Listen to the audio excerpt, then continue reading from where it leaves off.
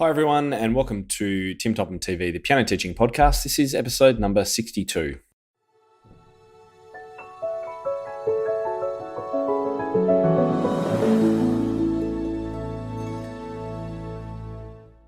Welcome back, everyone, to another episode of Tim Topham TV, where today we're going to be looking at continuing our theme on teaching early beginners. And today we're going to be meeting with Irina Gorin from Tales of a Musical Journey. Now, I've been following Irina online for ages, as I know many of you have. She's a bit of a superstar in piano teaching circles on YouTube because her videos are just so engaging. To see her working with these youngest kids and working on technique and musicality and interpretation is phenomenal. We'll talk a little bit more about that in just a moment. But before we get into it, I did want to thank today's sponsor, which is Make More, Teach Less, the online summer camp training program by the fantastic Jennifer Fox of musiceducatorresources.com. Now, you might be wondering, why on earth is someone sponsoring a summer camp program when half of the world's about to go into winter? Well, I'm glad you asked. I really wanted to get word out about Jennifer's program again at this time of the year because in the Southern Hemisphere, of course, we're coming up to a great time to plan your summer camp if you're going to look to run it in January, for example, down here in Australia. And I think it'd be a fantastic way to keep building your studio income over the break. And of course, all those great things that come with the community aspect of running group programs. So Jennifer and I have been friends online for years now, and I've always admired what she does. And so when I heard that she'd created this online course for piano teachers all about running summer camps for the first time, I was very keen to find out more. Her course takes you through the process of running the first or improving your current summer camps if you've done it before, from start to finish. Logistics, scheduling, marketing, activities, everything you need to know. She has a great do's and don'ts section too, which will help you avoid making mistakes. So your first camp is sure to be a winner. It comes with 9 video models, which you can follow, modules, I should say, which you can follow at your own pace, and all handouts, downloads, and a heap of bonuses. She also has summer camp lesson plans too. And the links for all of this stuff is on the page timtopham.com/summer-camp. or summer-camp if you're in the Southern Hemisphere. So make sure you go and check that out. Now, quick reminder too, I'm offering all my fantastic podcast listeners or viewers, that's you guys out there, $100 off an annual membership of my InnerCircle. And that's $100 for as long as you're a member. It's not going to increase or decrease. The price will stay the same, and so will the discount. So if you're interested in that, head again to the show notes page. And for that, you're going to go to timtopham.com/episode 62. My guest today, Irina, was born in Kiev, Ukraine, and studied at a number of conservatories. She holds master's degrees in piano performance, pedagogy, chamber ensemble, and accompaniment. She has a wealth of experience and has even written her own method, which she'll talk about the reasons behind in our interview. It's called Tales of a Musical Journey, and you'd be be great for you to check that out if you're interested in her method after she talks about it. So, without further ado, let's get into the fantastically fun interview that I had with Irina. Irina, it's so good to have you on the show. I've been wanting to speak with you for probably a year or thereabouts. Thank you very much for coming along today. Of course, thank you for having me here. Now, you're basically a YouTube superstar in the piano teaching community. Your videos have been an inspiration to many, many teachers. What made you decide to open up your studio and record your teaching? The first idea was not to record my teaching. When my daughter was going to end her piano lessons, I knew it's going to happen soon, and she played recital. I decided to record her and keep it for my memories. It was my very first video, my 12-year-old daughter playing her last recital. Okay. And I tried to upload it. I was very new to YouTube.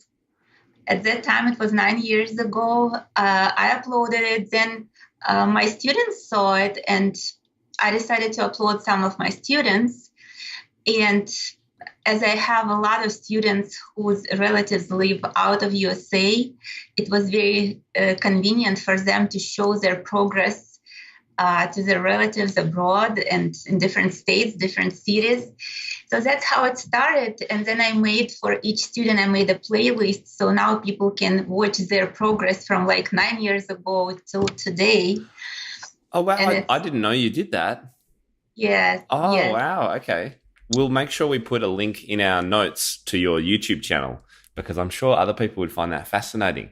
I certainly learned heaps from you about what is possible for teaching really early young children. And this month on the podcast is all about teaching the youngest children. And you have just such an amazing style. I think every teacher who's watched your video will agree with that. In fact, what I might do, I might actually insert one of your videos, a little snippet of your teaching into the podcast right now. We're gonna work again with this rubber band. Mhm. So I'm holding, don't hold it, let me hold it. Okay, you just hang on it. No, you're holding your hand. Just drop it. Here we go, drop it. Relax, sit straight, sit straight. Now, I'm gonna drop your hand on the key and you land on a strong third finger. And wait for me. I'm gonna lift you, then I'm gonna drop you again. Okay? I'm gonna lift you right here. Yes, very good. And drop. Lift. Wait, your fingers got up. Don't get them up. Drop. Good. Yes, very good. Let's play some black keys. Relax, relax, relax. Yes. Relax. Don't land like that, right? We land normally. Yes. And then, well, what happened? Why my hairband is loose? I have to hold you, remember? Yes, very good. Let's do it with the left hand too. Sit straight. Okay, so can you tell us how you got started teaching? I started piano lessons when I was 5 years old, and I was doing very well. And by the time I was in fourth or fifth grade, my teacher used to leave me with her students to help them to practice while she was getting lunch. I wish I could do that. Yeah. But it was different system of education. It was music school. Well, and what country were you in? Where did you grow up? I was born and received my training in Ukraine. Great. And I thoroughly enjoyed it. Even when kids were older, I enjoyed so much to sit next to them and point to their mistakes. I had very good sight reading skills, and it was easy for me. Of course, I didn't talk to them about musicianship. It was very simple work, but since then I decided I really want to be a teacher. And I started teaching my neighbor kids without any pay. Right. Just because I loved it so much. So when time came and I got into music college, I was about 16 years old. I started observing a lot of teachers' work. And it was very interesting. I got my first students when I was 17. Mm-hmm.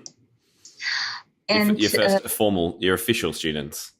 Official students, yes. And even though I thought I knew everything about piano teaching by that time, first lessons were a disaster. Yeah. Especially in Ukraine at that time, we didn't have any supplemental materials. We were not supposed to be creative. The lessons started with showing kids all notes on the treble clef stuff, then all the notes on the bass clef stuff, and now we are playing. Right. So that's it, straight into reading, bang. Right. So it was very hard for many kids, and they struggled, and I struggled. And I didn't know. I started creating my own stories, but there was no system to that. And all our method books, which are not methods, they're just selection books, they didn't give us ideas what to do. They just had pieces, and the difficulty level increased very quickly. And it was really hard, really hard. It'd be very hard to inspire students, I would have thought. Yes, Yeah. yes. When I came to United States and saw all these methods, I was shocked. Yeah. I was shocked, so excited. I couldn't wait to start. And I'm very grateful I found them because, first of all, they helped me a lot with my English. Because when I came to United States in 1993, I could read and understand, but I couldn't speak. Oh, wow. Okay. Yeah, I was studying English, but without practicing, it was impossible. So, and I started teaching with Alfred and Bastian and Hall Leonard and Faber and Faber, which became with the time my favorite. Mm-hmm. But very soon I realized that my students don't do really well technically, or say tuning-wise, or they didn't have any musicianship skills. And since then, I was researching very long and hard to find the way and to find out why it happens, what's different, how different it is. Go on. I'm really interested to hear what happens next. Let's keep the story going. You just go with it. Okay. So, doing all this research and remembering how I was taught and how I taught my students in Ukraine, I found that the main difference here in the United States was approach to the piano with 5-finger position. Okay. So that wasn't what they did in the Ukraine. No, absolutely not. Right. So they start with the whole range of notes, whereas in the States, and probably Australia too, they start with just a small selection of notes. And not this difference. The difference is no matter how many notes you had in Ukraine, you played all of them with only finger number 3. Whoa. Okay. Without using any other fingers, because this is the longest and the strongest finger on our hand, and it can support the whole arm weight. Yeah. And when you play with finger number 3, first of all, you have to use your wrist because you need to move note to note, and you develop a balance, you develop central position. Your hand can move in all directions. Your arm and wrist can move in horizontal, vertical directions. Otherwise, with 5-finger positions, when young kids, especially when we start teaching 4-year-olds and even younger than that, with their small hands, when they touch 5 notes at the same time, already even this movement already creates tension in their hand. Yeah. That's something that we are trying to get rid of and teach them to relax. But from the first moment they put their fingers on the 5 keys, they create tension. And they cannot use wrist in either direction because they just stab their fingers. So you're talking about the difference between moving, if you just play with one finger, you have to move the whole arm and the wrist and this sort of thing. Whereas if you are using sequential fingers, this is where trouble comes when they're first learning. Is that right? Yeah. Besides, usually in that age, very young age, kids' fine muscles are underdeveloped yet. So it takes meticulous job to develop their wrist motion and arm and playing with finger number 3 for a little while until they feel freedom of the upper body. And then we include finger number 2 and number 4. And the last come number 1 and number 5. Right. Okay.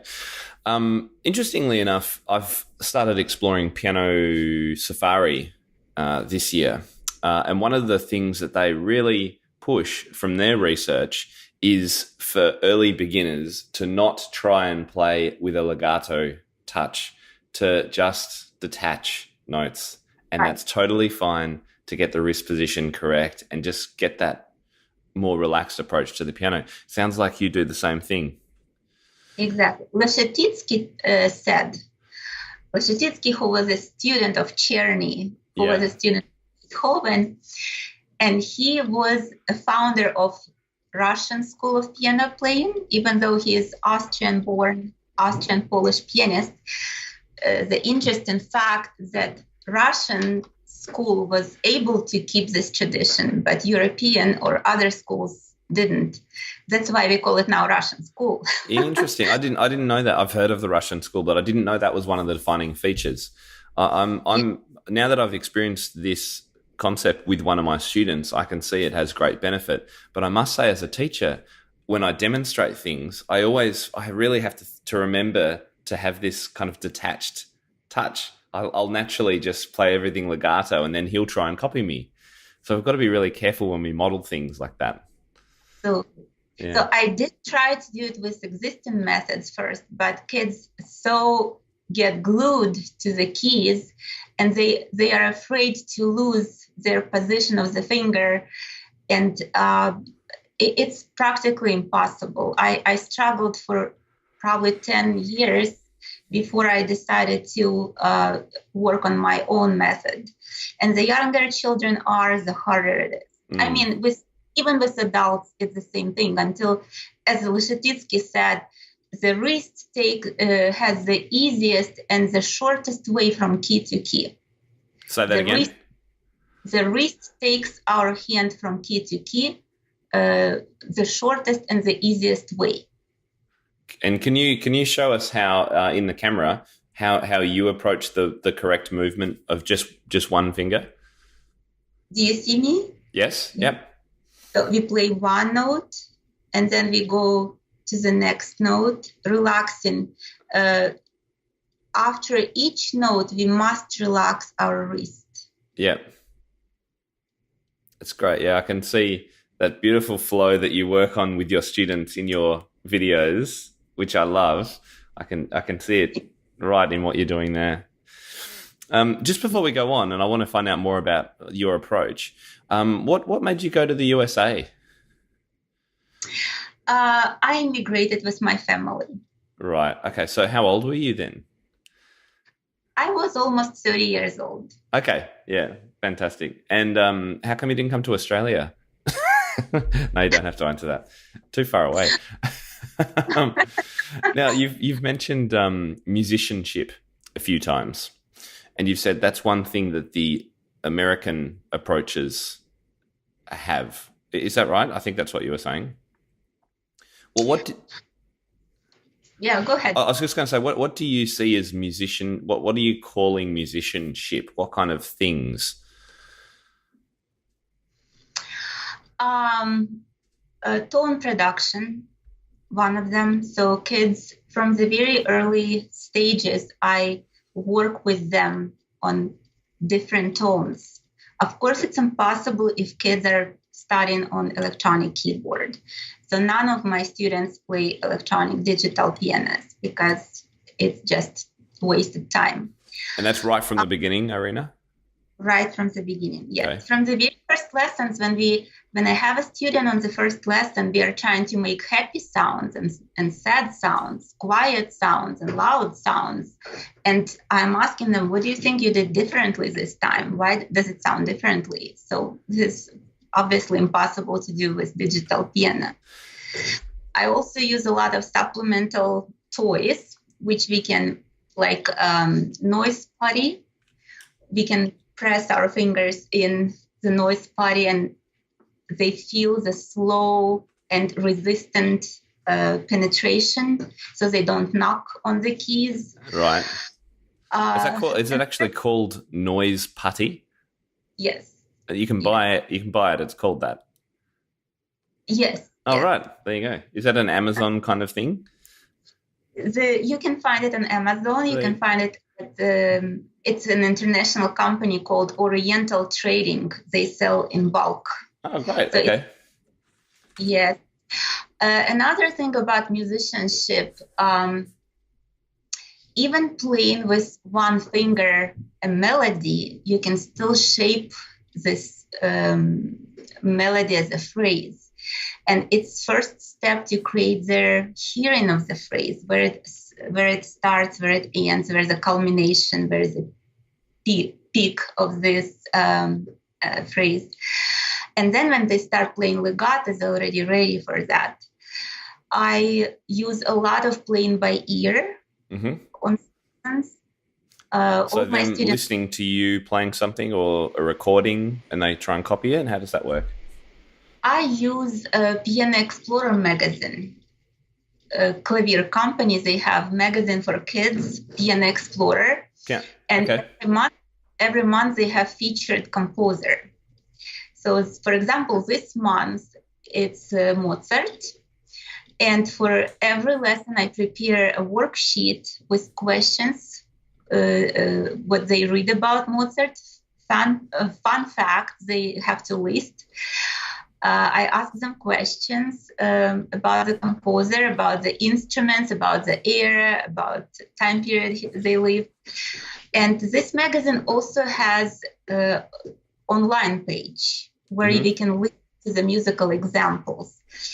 And I ask kids to listen. For example, this week they're listening to Ein Klein Nacht music.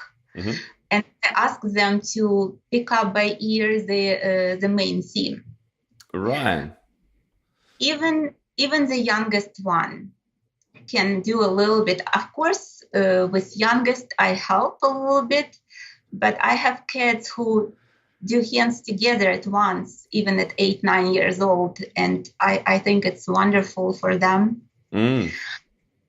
Yes. And what that magazine was called Piano Explorer. Is that is that made by or part of Clavier Companion? Is that what you said? Yes. Great. Okay, great. Well, so we'll put links to all this and the noise putty. We'll put some links in our show notes for where people can find these things, because I love hearing about different tools and things. You also, I remember distinctly, and I've used this myself, seeing you use a loop, like a rubber band, with students, and to kind of get that freedom of motion in the wrist. And I couldn't find one exactly like that, but I found a hairband, a big fluffy hairband, and it had the same effect. You can buy them at any pharmacy or any store. It's just elastic hairband. It is an elastic hairband. Okay, there you go. I'll compile a little list where they can get these things, because once they see you in action using the putty as well, I remember seeing that, they're going to love it. So what kind of ages do you teach these days? What's the full spectrum? When I was in Ukraine and worked at music school, we started with 6-year-olds. But when I came to United States, the demand to teach 4 and 5-year-olds is very big. And it was very scary for me until I developed my own method. There was one year when 5 of my existing students, brought their 4-year-old siblings. And I was so scared to start teaching them. I didn't think any of the method would help me, especially with young kids who are like sponges. If you teach them something wrong, it will stay forever. And that's when I decided to write my own method using stories, fairy tales, so they can develop a system of understanding and build up their knowledge of musical concepts. I used some exercises for ear training and for improvisation, for composition. And it just helps me to do it in systematic way. In Ukraine, I used to teach with those books, but with every new piece, I had to explain many new concepts at once, which was very hard, right? Go step by step, adding one note at a time, adding one finger at a time. And it might seem that it goes really slowly, but depending on students, I have one student right now who had 2 years of violin lessons before she came. So I went with her through my series practically in 3 months, and now she's in classical repertoire. She's smart 7-year-old. So now my youngest student is 4.5. I started with her when she was not even 4. Wow, okay. And my oldest one right now is in 10th grade. Right. I used to teach adults, and 10 of my students are musicians right now and piano teachers. 10 of your recent students? I graduate, yes. Wow, that's amazing.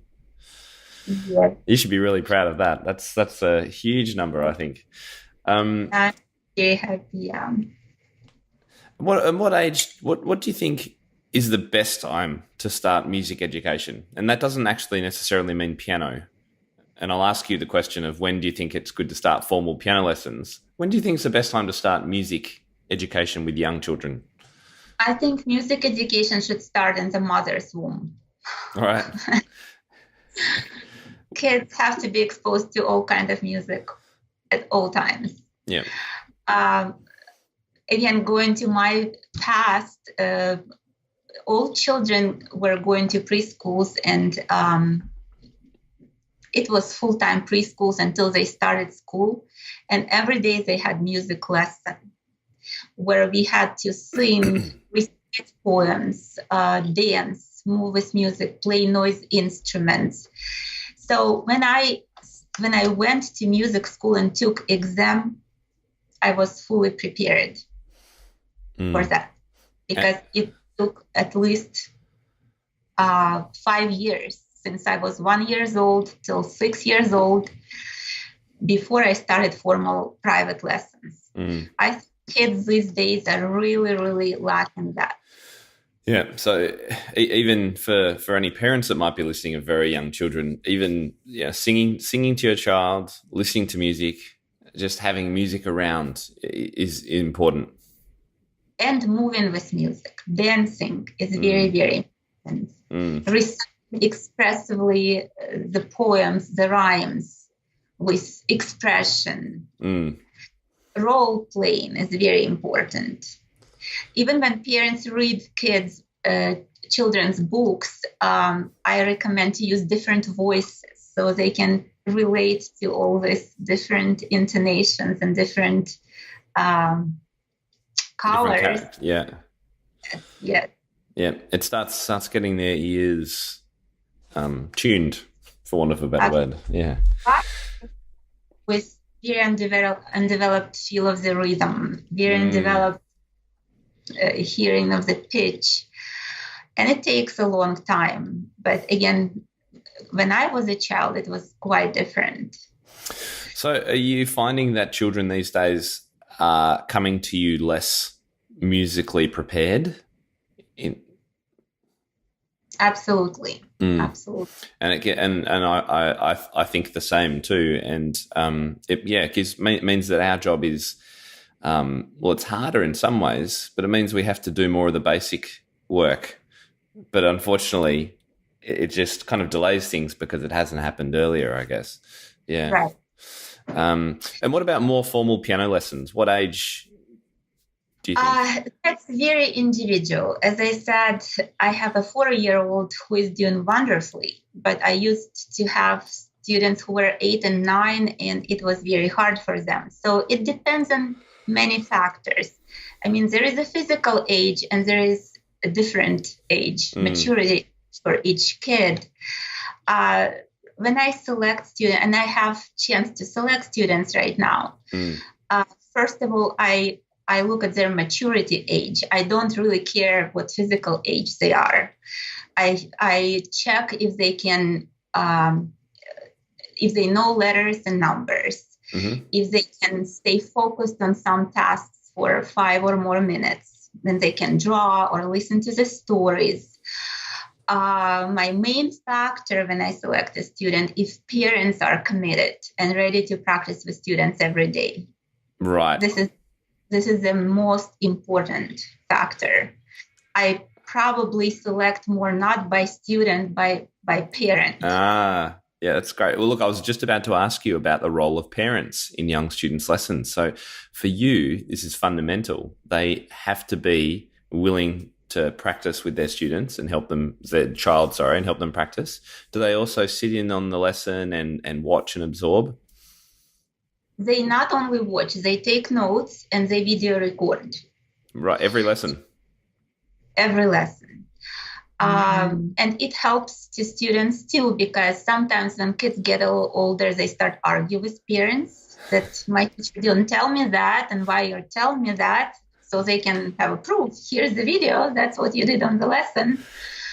So the parents are holding a phone, or do they use your recording and you send it to them? No, I have a tripod for iPad. Mm-hmm. Now every family has an iPad or iPhone, and it holds it and just records the lesson. Wow. And it's very easy to navigate, because on iPad you don't have to download it anywhere or anything. You just go through and find. And also they separate, like when we work on one piece, they make one recording, other piece, another recording. So it's really easy to watch then. And so they just press stop and then they'll press play again, sort of thing. Yeah. And do you think you could have the success that you have with your students without the parents? Absolutely not. All right. Parents are my assistants. Sometimes with very young children, I put parents on students' chair and show them how it feels when I take students' hand, so they can experience it. And that's what they need to watch, because if kids, especially some kids, have once a week lesson, I usually require twice a week lesson from beginners. But most of the kids have once a week lesson. And if they practice the whole week wrong, it's a waste of time. Yeah. And it's really hard to fix.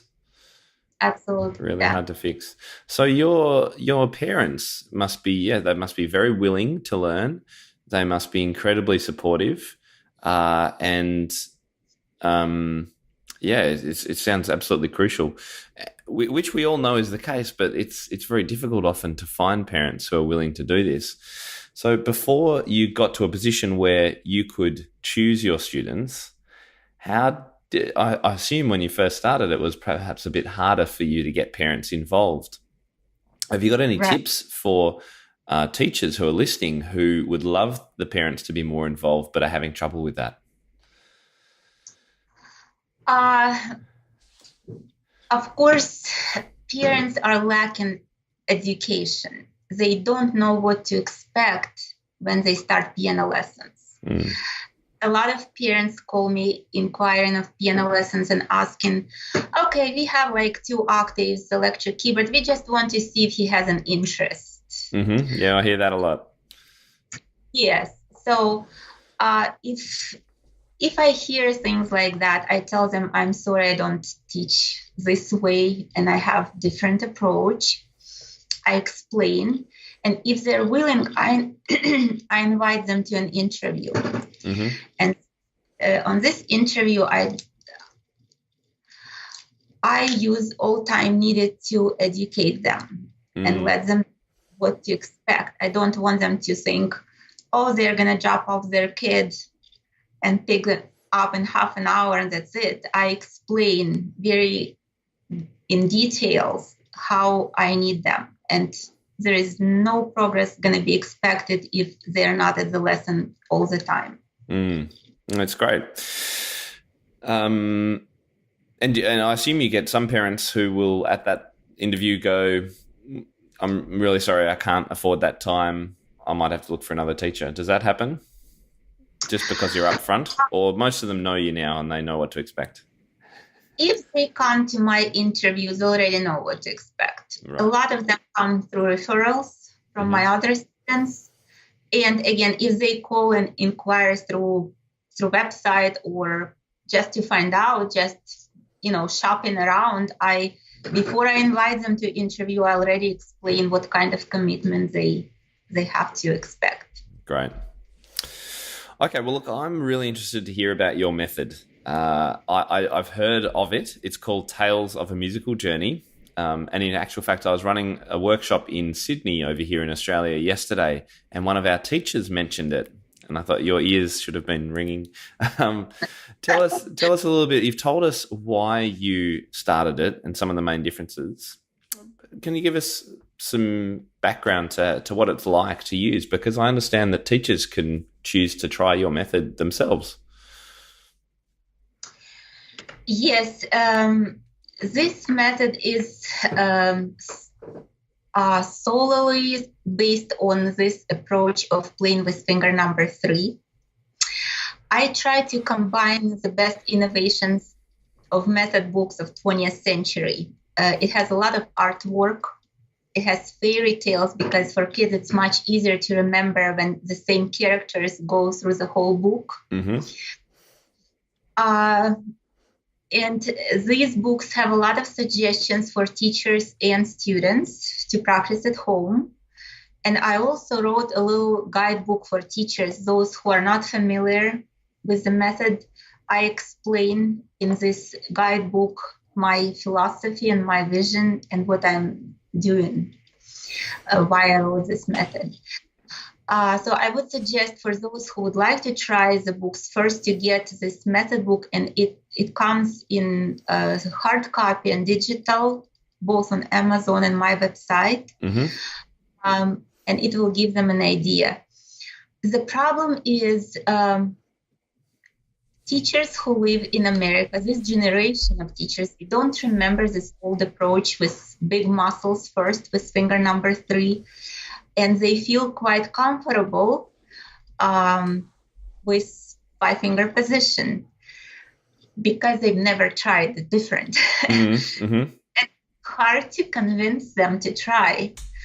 But for 6 years that the method exists, many teachers wrote me that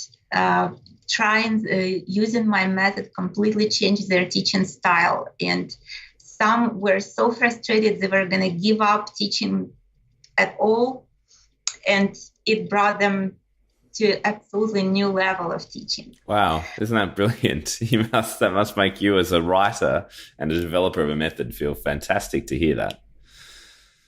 Yes, I have probably thousands of those testimonials from teachers. Wow. And I respect them so much. I feel we all have to learn every day. And I respect so much people who don't wear their crown and say, I know everything. Don't tell me anything. Because I learn every day from all these Facebook forums and YouTube and just listening to music. And reading. I keep reading many books second and third time, refreshing my knowledge every time, and gives me so much on at each age I read the same book, I get more food for thought. And it's very, very important. And I keep looking at new methods and new ideas, and people have them. There are wonderful ideas around. Yeah, that's great, and I'm the same, and that's why I love doing these podcasts, because I get to share these great ideas with other people. With your method, do you have quite an oral approach? I'm guessing you probably do. So students doing a lot of listening and learning that kind of language of music before they're reading, or does it go quite quickly into reading from the beginning? I really feel that pre-reading period is crucially important. The pre-reading period. Reading period. It doesn't have to be long. With my students, it might take between 4 to 8 weeks. Mm-hmm. But that's where we really work on rhythm, listening to music, playing by ear, and technical skills. Mm-hmm. I want to feel without being concerned about what's written on the page. I want them to look at their hand and see what they're doing. And be able to focus on position, on the listening, the rhythm. I take the same approach, Irina. I've recently not even tried to attempt reading with my students for a good 8 weeks with my most recent student.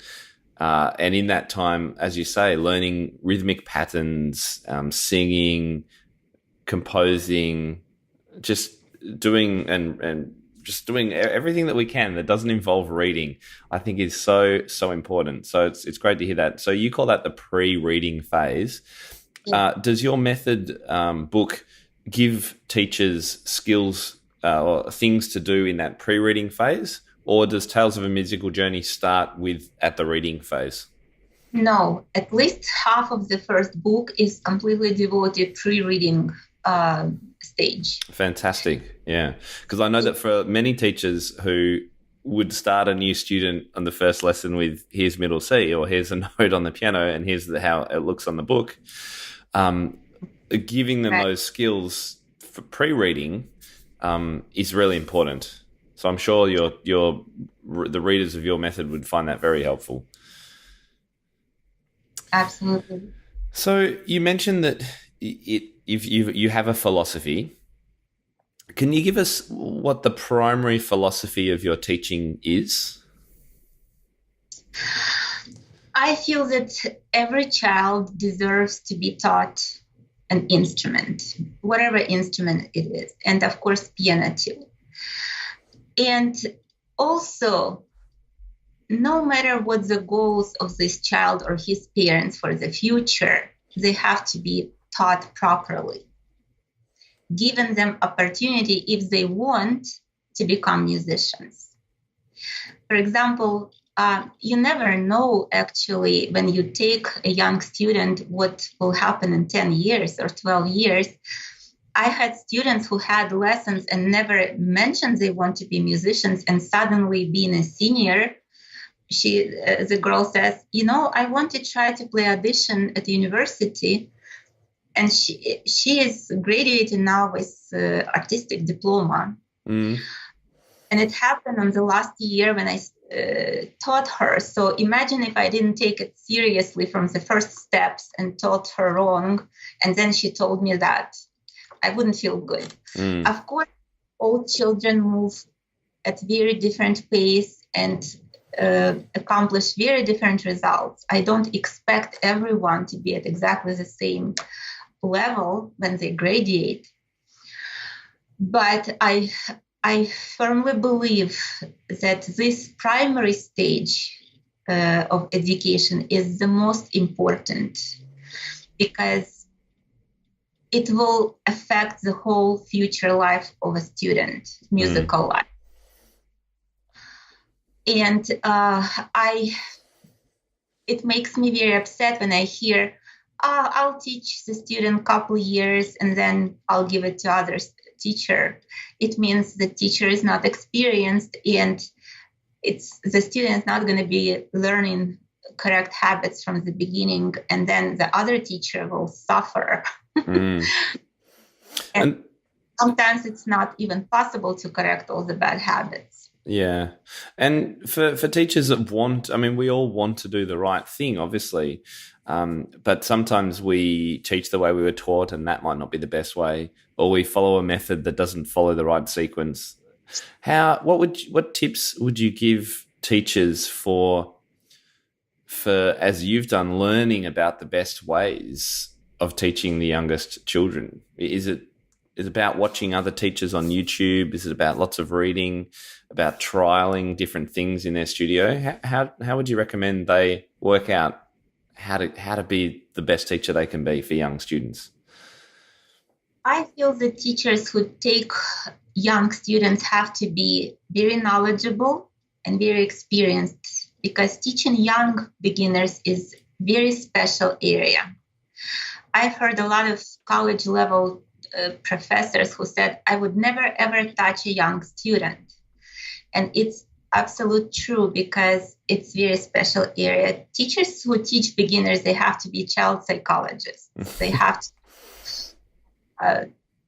to be actors. They have to be narrators, storytellers, singers, clowns. They have to have that special personality.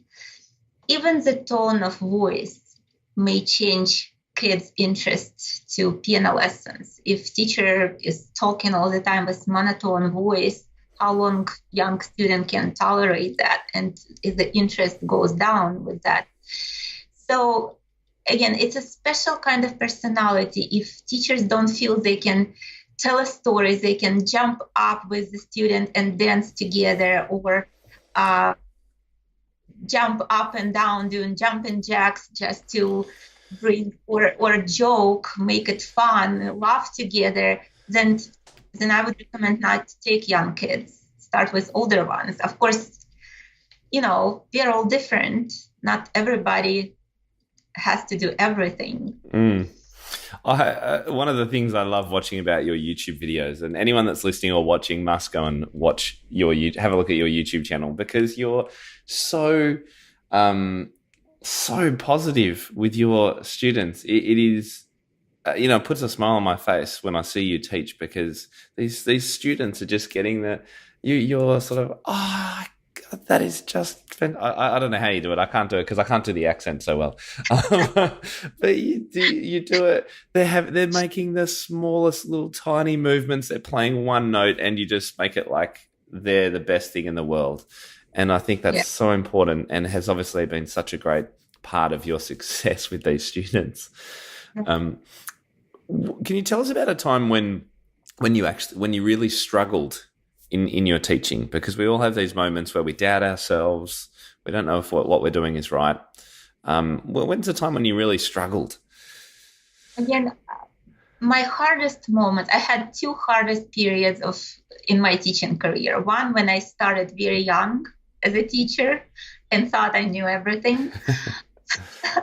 And the other one, when I started teaching in the United States with method books, with five-finger position. Those two were the hardest. And it took a lot of time for me to get to where I wanted to be. But they're also the two things that have shaped what you're doing now. You wouldn't be a teacher without that experience as a child teaching, and you wouldn't have your method without seeing the US method probably. So, it's really great. Okay, well, look, I think we'll start wrapping it up. I was going to there was a couple more questions here. So in regard to improvising and just creating music, do you have any ways that you love, just little tips for teachers about getting those younger students, even in the pre-reading phase, to be making things up? Yeah, actually, in the pre-reading phase, we do it a lot. In Tales, in my series, there are a lot of exercises which help my students to compose or improvise. And for example, right now, what I'm doing, because it's a beautiful autumn season, I found actually one of the colleagues on the forum, Tales of a Musical Journey, she found a site with autumn poems. With poems, did you say? Yes. And they're very cute rhymes, like 4 lines, very easy, like leaves are falling, they fall on my nose. Leaves are falling, they fall on my toes. Then they fall on the head. And then the last line is yellow, orange, and red.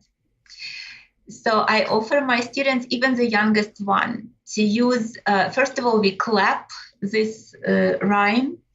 And then I offer them certain amount of notes depending where they are in the books.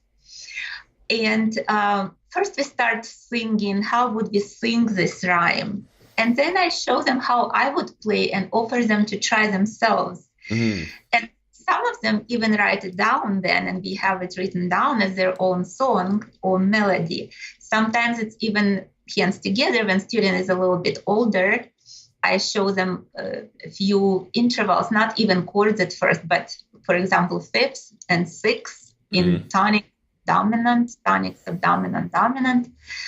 And we create accompaniment to those melodies. So I use every possibility to work on either playing by ear or composing a melody to the song, or creating a rhythm pattern, and then to that rhythm pattern create a song.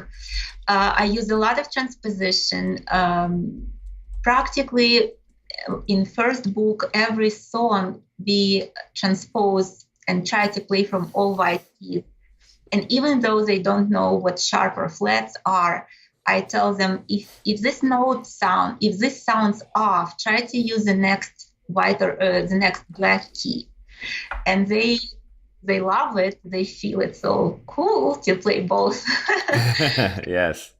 And we make a big deal when they find this note. Every teacher has to have a toolbox of strategies to use at every lesson with young beginners, including all kinds of activities. And even the slowest and the youngest students, they can be feeling entertained and interested and still progress very well at their own pace and develop the right way, correct way, musically and technically, if the teacher has all these tools. Brilliant. Well, I think it's a great place to wrap up our conversation. It's been fantastic talking to you, Irina. You mentioned a Facebook group. Is that open to any teachers or just the ones who are using your method? To those who are using and those who are interested to find out about it. Great. Okay, so if they, we'll pop a link to the Facebook group in the show notes, but I assume they could also just search Facebook for Tales of a Musical Journey. Yes, I have a Facebook page and the forum. Fantastic. Great. And what's your website? Where can people find out more about you? The website is irinagorin.com.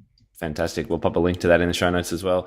Thank you again, Irina. It's been an absolute pleasure talking to you today. I've been looking forward to it for some time, and I know that other teachers are going to get so much from the work that you're doing, and particularly your videos. And I would just say to your teachers who are listening, go and have a look at Irina teaching. She's amazing.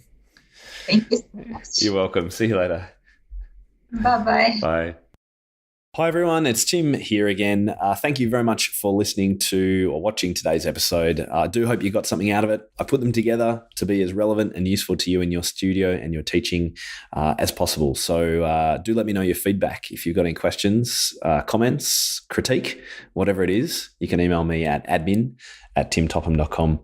Now, before we go, I did want to mention a few little reminders. Firstly, if you're looking for transcripts of every episode from episode 50 onwards are available at the show notes page. And you can either view the transcript on screen or you can download a PDF that you can use to research and refer to. To find the show notes of any episode of Tim Topham TV, just type in timtopham.com/episode and then the number. So e.g. timtopham.com/episode 20.